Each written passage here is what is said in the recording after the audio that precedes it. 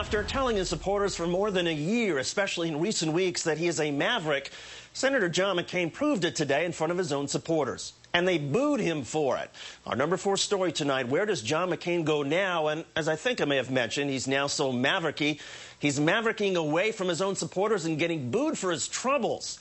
As we just reported, after whipping up supporters with Obama's, quote, terrorist associations, McCain is now face-to-face with the results and is having to talk his own supporters down from the conclusions to which he has led them. I got to ask you a question. I do not believe in, I can't trust Obama. I have read about him, and he's an Arab. He is not. No? No, ma'am. He's a decent family man, citizen that I just happen to have disagreements with on fundamental issues, and that's what this campaign is all about. He's not. Thank you. Yes. And when McCain went even further today, envisioning a President Obama, in fact, a President Obama of whom Americans should not be afraid of, they turned on him. I want to be President of the United States, and obviously I do not want Senator Obama to be. But I have to tell you, he is a decent person and a person that you do not have to be scared as President of the United States. Now, I just... Joining us now is MSNBC political analyst Lawrence O'Donnell, also a contributor at HuffingtonPost.com. And thanks for your time tonight, Lawrence. The campaign admitted they lose when they talk about the economy. Now McCain himself is giving up a big part of his one remaining strategy to bash Obama as a mysterious and scary outsider. What exactly will the McCain campaign's presidential argument consist of as of tomorrow morning? Well, David, let's stipulate at the outset of the segment, this is the most difficult job I've been given on this show, predicting what the McCain campaign will do next. Look, he has an outstanding promise to a previous rally audience that he will bring up Bill Ayers and Jeremiah Wright and character issues at the next debate next week. That's an outstanding promise that he made on videotape a couple of days ago. Now he finds himself in this position, having, it seems, created this monster that he can no longer control. I'd said earlier in the week on MSNBC that I expected John McCain to be the first person in his campaign to lose patience with the character attack strategy being the sole approach going the rest of the way. You can see him doing that as he's standing there. He did not expect to be ending his campaign in front of audiences where he had to explain, as we just saw him do, that his opponent, the Democratic nominee, is actually a citizen of the United States and not an Arab.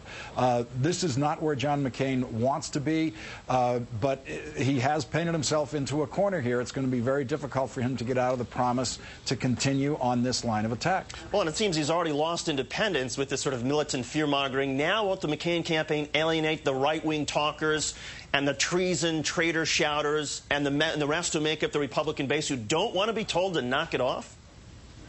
Exactly. Let's remember, the right-wing talk radio never liked John McCain. There's not one of those radio hosts was with him in the primaries. Some of them were specifically with Romney, and others were Giuliani worshippers.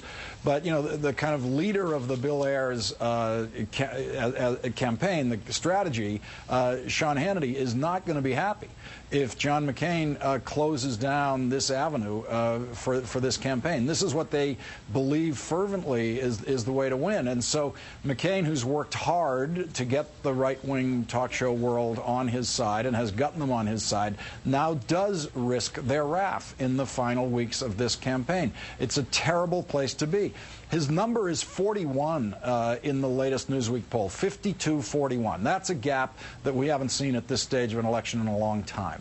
41 is about as low as you can go in that poll, David, if you have the word Republican beside your name, or the word Democrat, by the way. It's hard to poll below that number. The one way he might be able to do it is by alienating the right-wing base, the right-wing radio talk show people, by going in the direction of now saying that Barack Obama is, in fact, a decent human being. And then the problem with that is Barack Obama, because Barack Obama's been pushing this notion that John McCain is erratic, and if McCain tries to play today's events as him going mavericky on his own supporters, as you suggest, does he not risk that he's playing into Obama's portrait of him who is vacillating, erratic, and etc.? There's a way to play this game so that you end up with no good choices. We are watching a campaign that has maneuvered itself into exactly that position. There is no good choice here. It's McCain going back on his previous promise to continue this attack, or it's McCain continuing an attack, which so far in polling indicates is a very bad idea. He was in Minnesota today, where in the Senate campaign there's been a lot of negative ads going back and forth between Norm Coleman and Al Franken. Norm Coleman's ads against Al Franken have been entirely character-based ads. Norm Coleman has said today, I'm going to stop doing that. Norm Coleman has decided that he's in a state where that is going to lose the campaign for him if he keeps that up.